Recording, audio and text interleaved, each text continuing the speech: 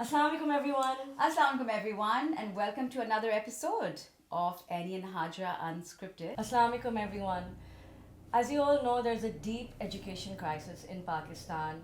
26.2 million children are currently out of school and our literacy levels are amongst the lowest in the region. But today we have a very special guest who Hajra is going to introduce to you.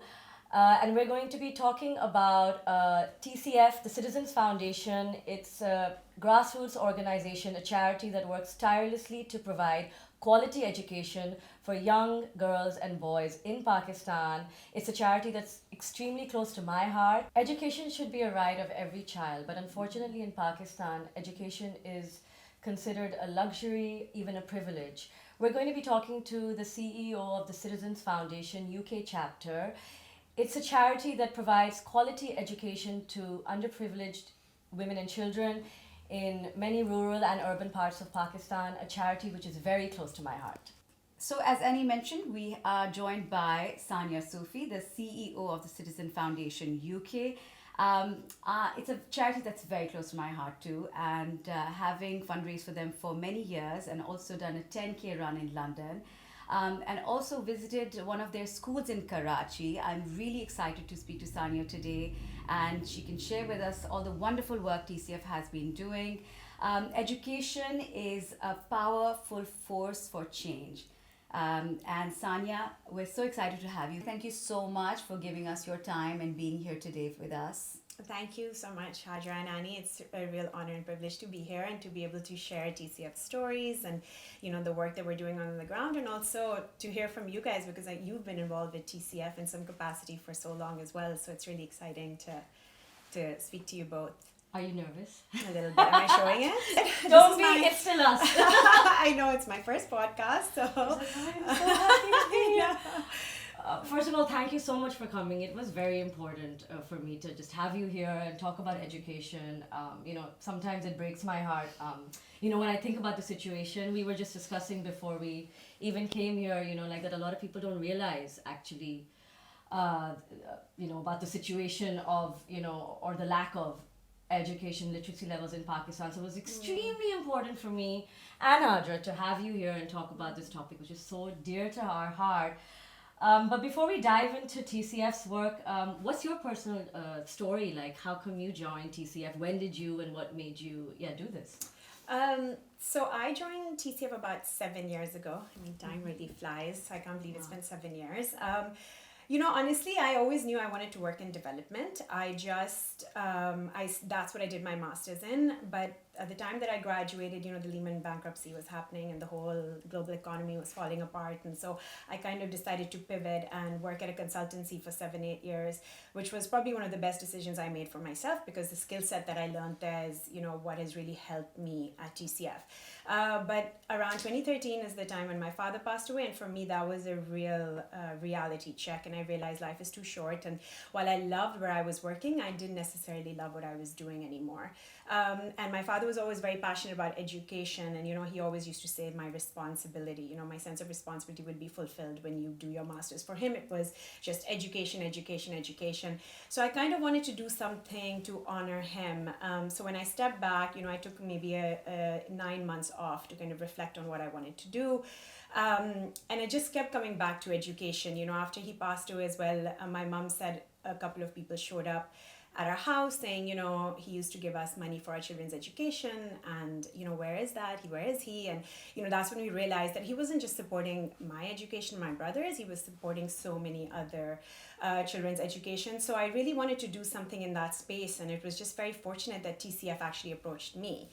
And and when I looked them up, I was shocked. At the time when I joined, they had 1,600 schools, and I just thought, 1,600 schools in Pakistan, this is incredible. They had, I think at that time, maybe 120,000, I can't remember it was a while ago, but at that time also the sheer magnitude of students that were in their schools.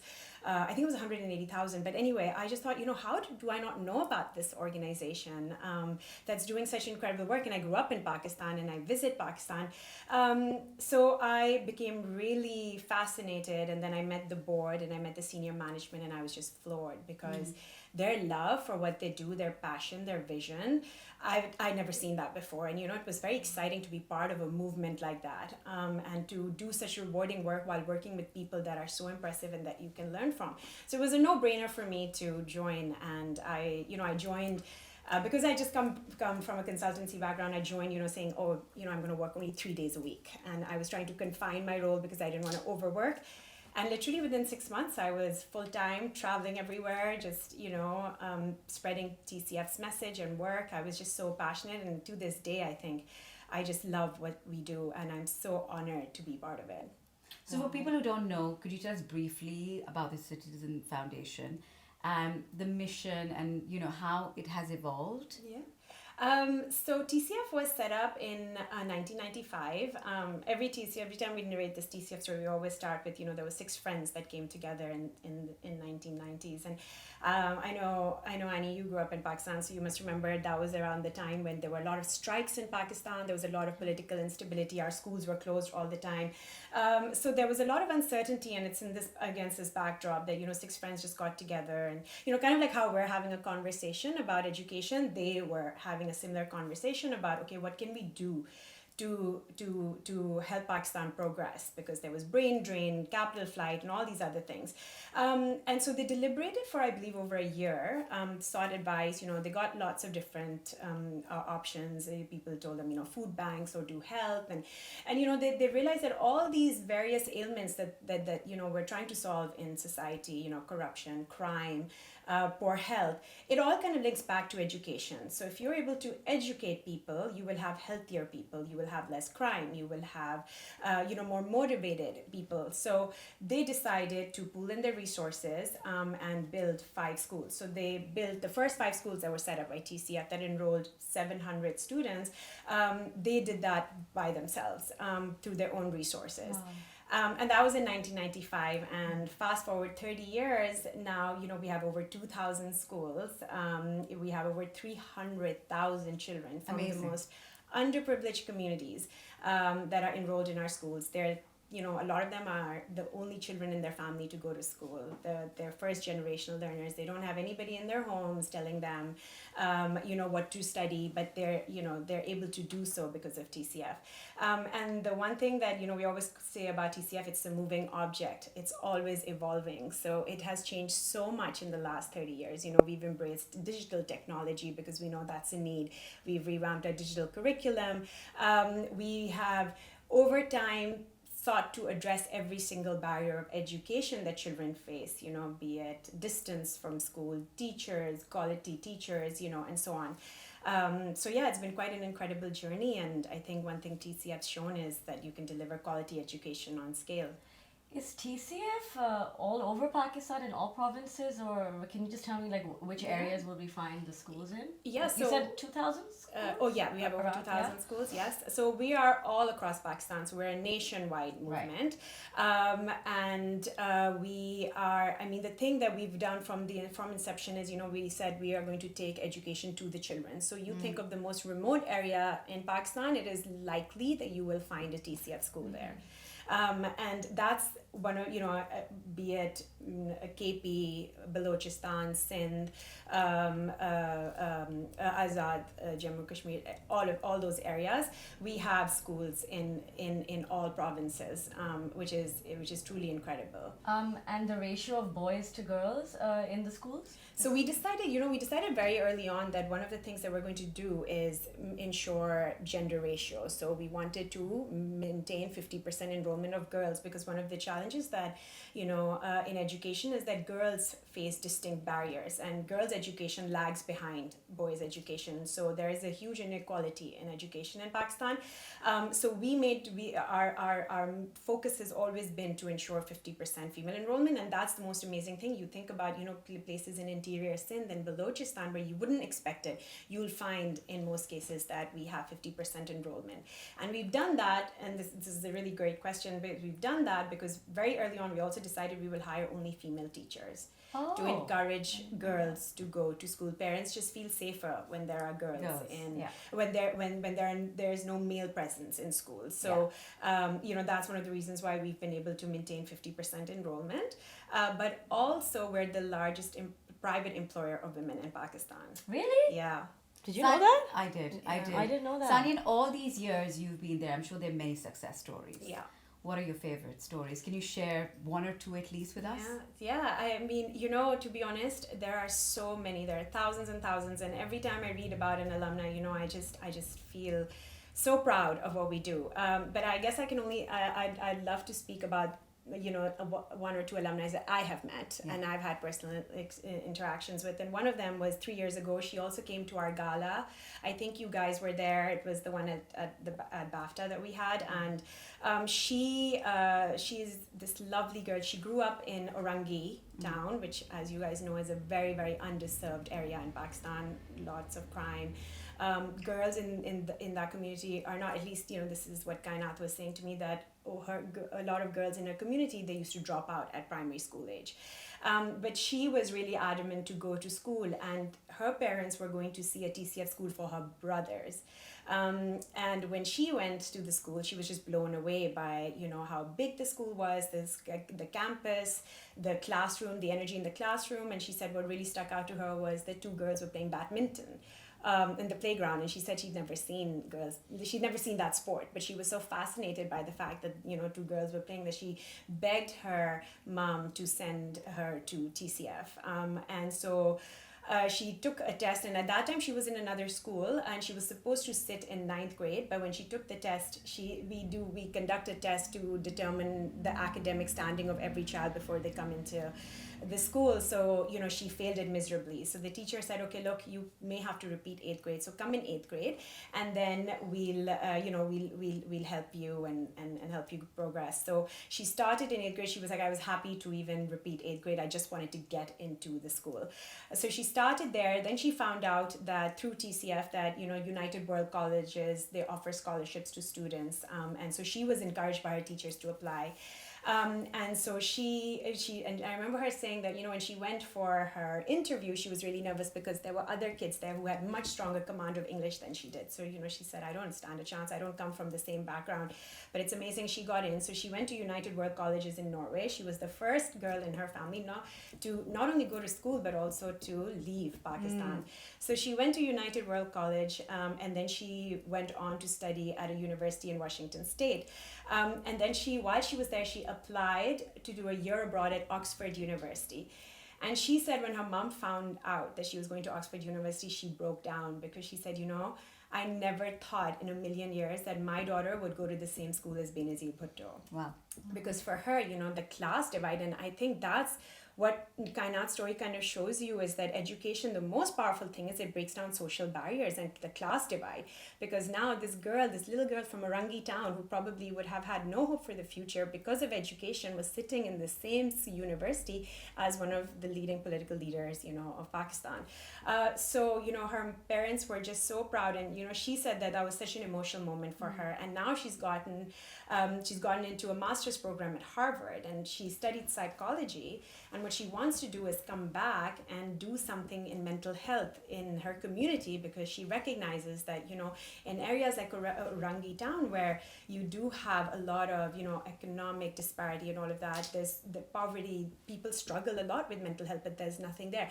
But so she is now wanting to, give back to her community, which is the other incredible thing about education. Long-term change can only be brought back when you empower young women and men like Kainat, who then want to, do something for Pakistan Awesome. and for their communities and for their families. So this is just one story, but there's so many, and I'm sure you guys have also seen that through the years, how education has even empowered us, right? I mean, the confidence that we have and everything that we have. Yeah, when I wanted to be an actor, so I think I was 15 when I got approached by a director and a producer. I did a play with the Karachi Drama Circle, and I had a fairly meaty role, and it was a theatre play, a stage play, and they came to my father and they said, she is very good and she's 15 and we just want her to now start she should be professional, and can she just please, because I was 15, I was underage,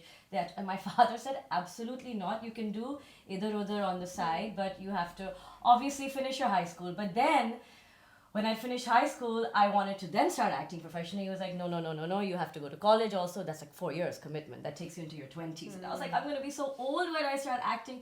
Kind of, and he was like, absolutely not. You have to focus on your education. And at that time, I swear, I hated him a little bit for it because sometimes, you know, when you have things, you don't appreciate them. And, you know, that's kind of like, you know, I was like, I feel like I was such a spoiled brat, just being like, why are you sending me to college when I want to do full-time acting and I don't want to? And I'm so happy that he did that. I'm so happy because it, you know, it's just made me who I am. I feel like even when I'm negotiating contracts or whatever, like that education is priceless. It will always, I mean, it's made me who I am today. And, you know, thank you, Baba, for, you know, for a silly child who sometimes in your teens, you don't realize what you have. But thank you. I'm so glad I had the privilege, actually, of even doing higher education. And I'm so glad that he, you know, forced me in that, you know, to do that before I started acting full time and, you know, didn't maybe have the time to juggle both of, you know, those things. Do you feel like you, because in Pakistan the situation is true, we have a lot of child labor. Because of the, you know, the poverty in Pakistan. So a lot of underage children are bread earners for their families and they're put to work, and it's unfortunate, but that is a true situation. So do you see a lot of resistance sometimes in areas when you're opening a school from families because they're like, you know, how can we do this? Like, we won't have an earner. No, you're right. I mean, I think it's a very serious consideration for people when they're barely struggling to survive. You know, income is income, and they want to put food on the table, and that's why I think education is always a long-term challenge and a long-term game.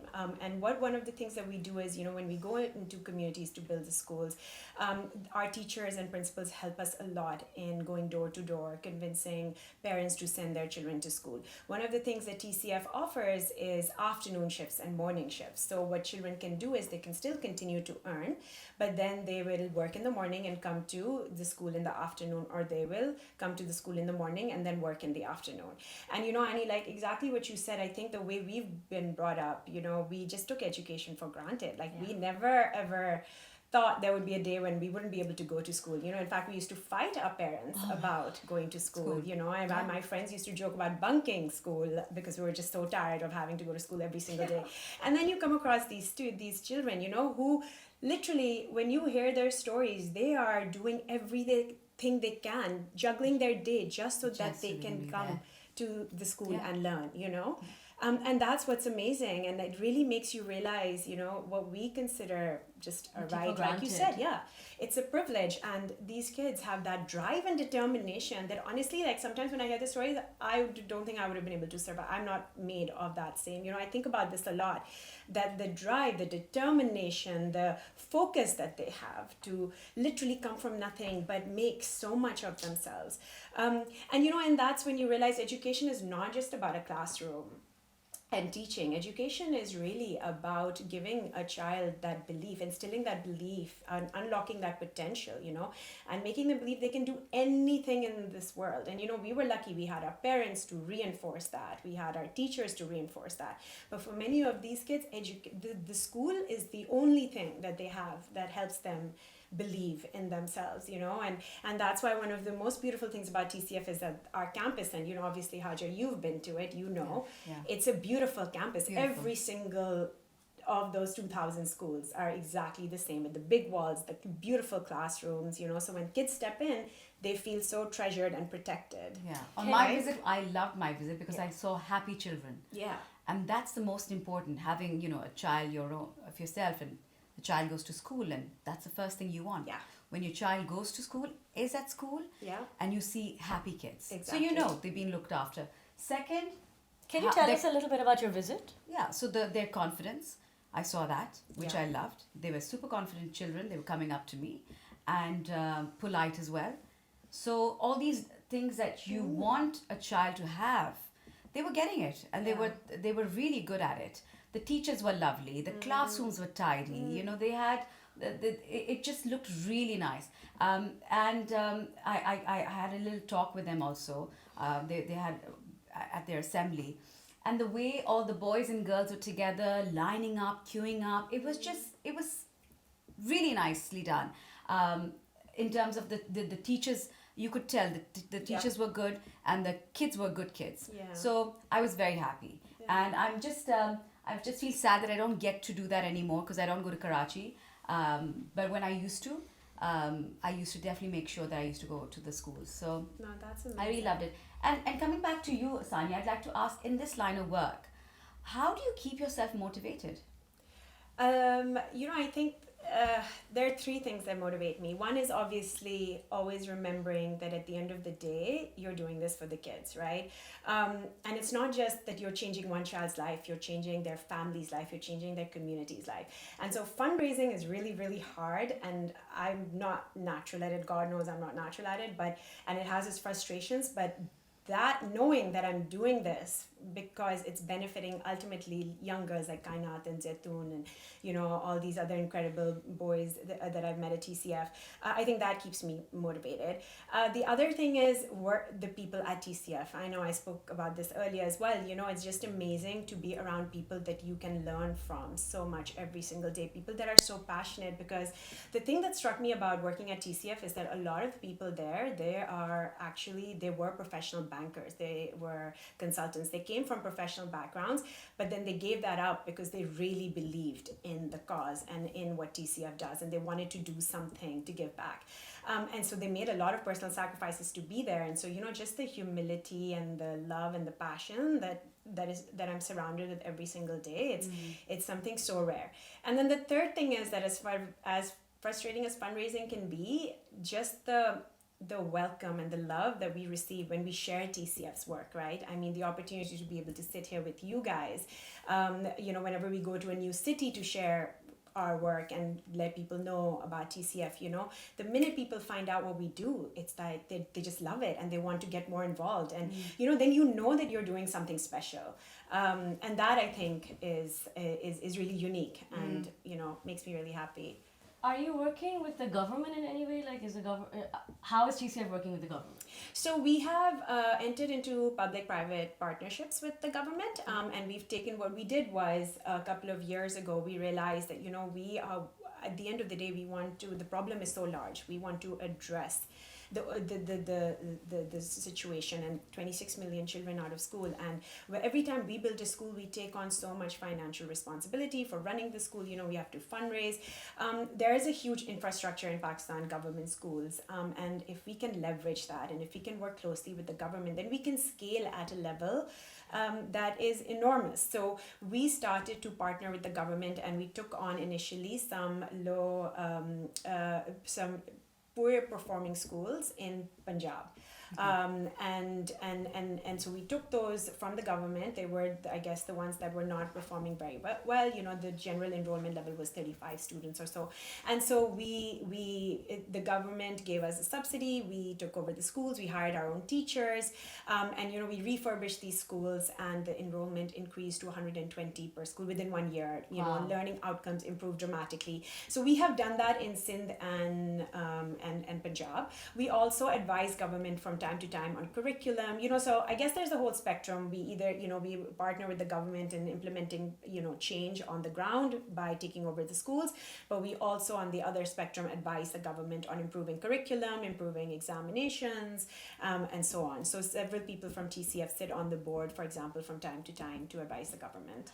Okay, and then just moving away from TCF in particular, if people, want to get involved, make a difference somehow, if this moves them, or because I think that the education is a bit of a national emergency situation in Pakistan. Government spending, if you look online, it says it's around 2%, whereas it would be better for the government to maybe put in 4 to 6% of their GDP into education. If people want to get involved in the education space, they want to, just a layman wants to make a difference, what can they do? TCF and other avenues, what can we do? I mean, to be honest, I think the best thing that you can do, start with, being part of the solution. Yeah. And to do that, I mean, look, it costs about £10 a month to educate a child. So, I mean, financially, if you can do that, you can change a child's life completely. That's like maybe 2-3 cups of coffees, right? it's something we can all very easily do.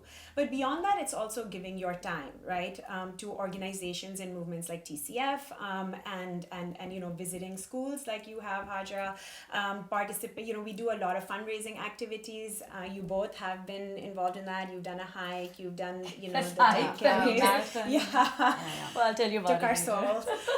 But there are so many different ways that you can, and also one of the most important things you can do, which you guys are helping us do right now, is spread the word. Talk about it also. Yeah, exactly. Talk about it with your family and your friends, because people, once they know, it's the only way that they'll be moved to act.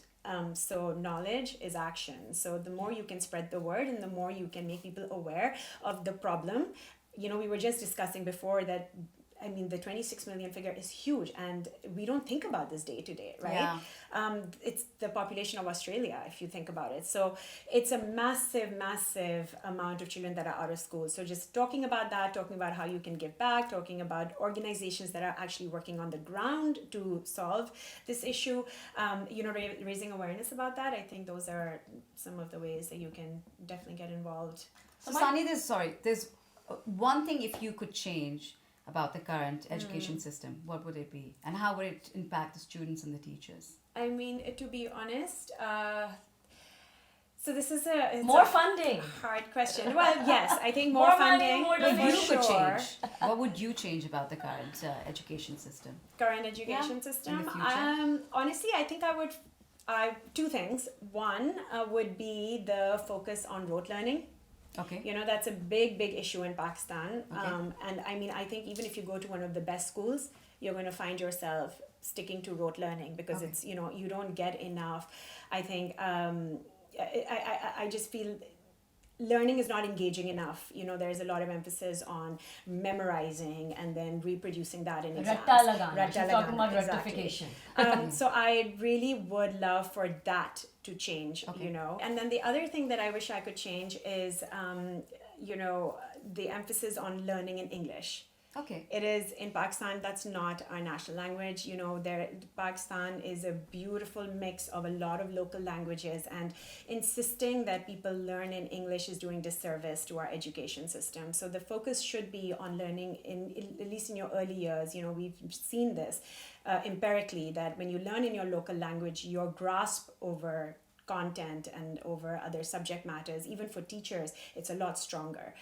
So I wish that we could change that and focus more on. I think Rwanda did that as well. Like after war, they focused on their mother tongue. They became strong in that, and then you go on to maybe the world's language.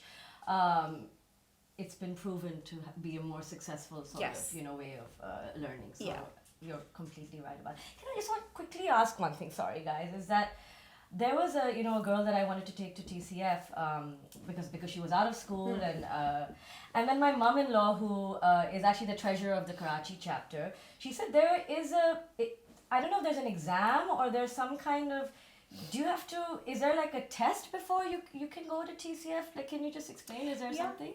So look, our policy is whoever wants. Open door. Yeah, it's open door. Yeah. So we accept everybody to our capacity, because at the end of the day, we can only accommodate 180 students maximum. But we do take a test. The test is a placement test. It's to figure out where the child stands academically, because a lot of the times children are coming from, schools, different schools. And so their learning level may not be the same as TCF. And the last thing we want to do is put a child in a class that they cannot cope with. Okay. And we want to make sure that the child is also supported throughout their academic career. So we make sure that they take a test. The test determines what grade they would be, kind of like how they did with Kainat. She was supposed to be a 9th grader, but they said, look, you need to go back into 8th grade. And I actually repeated KG. My mom made this decision. I know. And at that time I was like, what about my friends? I was a child, but I was just KG. Yes, but my mother was very much like I remember my teacher said this is what my mom told me. She said that she is still performing well, but my mom said no, she's not performing best, and I need her in order to do that. I think she needs to do this. all the teachers were like, "You are crazy." But my mom, but literally, I repeated, and it's true. I started becoming in the top, coming in the top 10% of my class, and it does something. So I think understanding where your child stands, because my mom saw I was struggling with confidence and all this other stuff, and then literally repeating the class just made me become a more confident person, and so at that time I was very unhappy, but like you said, thank you, mom, for making that decision. But Sania can do it, so can you. And here we are. Sania, thank you so much for all your time. Lastly, what would you like to say to people who are watching, and reach out to them through us, please? Would you like to give them a message? Sure. Honestly, all I can say is that education is probably, Ainy&Hajra said earlier, it's a force for change. It's amazing what, how a child's life can completely change if you just give them the ability to go to school. And I hope that, today you've seen how we're doing that on the ground every single day. So I hope that you're able to, join our movement. We need people to support us. Our work on the ground would not be possible if it was not for the financial support that we receive, the emotional support that we receive. People believing in us is what is going to ultimately get us to also address this deep education crisis in Pakistan. So, thank you to you both for having me and for letting us share, TCF's journey. And I hope that, I hope that you all listening will also, get in touch. What are the avenues that people, if they need to, can you say the website and some of the avenues if they want to get involved? If you want to learn more about TCF, please visit us. Our website is www.tcf-uk.org. Or email us. All our details are on our website, and someone from our team will definitely reach out to you. And like I said, we have fundraising events through the year. So if you're in the UK specifically, or actually even in the US or any of the major countries, the details are all on our website. You can get involved anywhere you are, from your couch or actively. So please get in touch, and we'd love to hear from you. Thank you. Thank you. Thank you so much, Sania. This was illuminating, and you talk really well, by the way. You're so good. Thank you so much for coming. This was great, Sania. We really got to know you and your stories, and we hope that everyone reaches out to you and gets to know TCF more. Thank you. Sania, thank you so much. Thank you guys. Everyone. I hope you guys enjoyed this episode. If you would like to know more about TCF, the amazing work they're doing, please message us and we will happily share all the details. Yeah, that's it. Yeah, and so you can get in touch with the TCF team also and see what you could do for them and learn more about them. Thank you so much, everyone, for joining us, and we will see you next week with another episode on Ainy&Hajra Unscripted.